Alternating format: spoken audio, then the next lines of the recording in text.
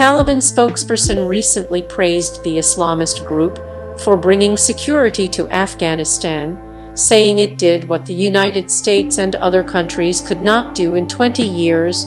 Afghan Foreign Minister Amir Khan Muttaqi told Al Jazeera Network on December 23 that the Taliban is sticking to the Doha Agreement and claimed that Afghanistan has not been used to plot attacks on the U.S. Muttaqi blamed the previous Afghani government for allowing ISIS to establish a foothold, but said the Taliban was able to address the security threat in a short time.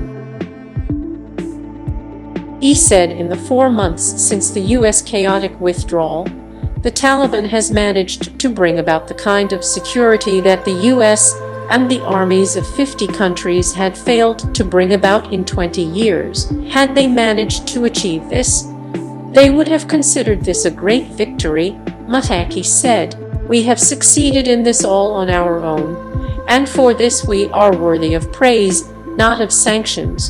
Muttaqi claimed further that the Taliban respects human rights and works for the people. We inherited a weak economy and widespread corruption from the previous government, he said.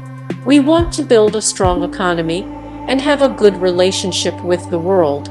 Despite Muttaqi's proclamations of a secure nation, Afghanistan's economy is on the verge of total collapse. Nearly 80% of Afghanistan's previous government's budget came from the international community. That money, now cut off, financed hospitals, schools, factories, and government ministries. Sanctions have crippled banks while the United States and others struggle to figure out how to get hundreds of millions of dollars of humanitarian aid to Afghans while bypassing the Taliban. The World Health Organization has warned that millions of children in Afghanistan are suffering malnutrition, while the United Nations says some 97% of Afghans are living below the poverty line.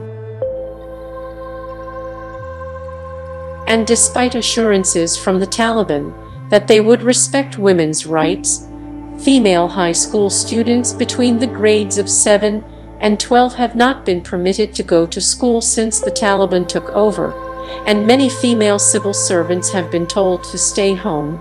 Taliban officials have said they need time to create gender-segregated arrangements in schools and workplaces that meet their severed interpretation of Islam.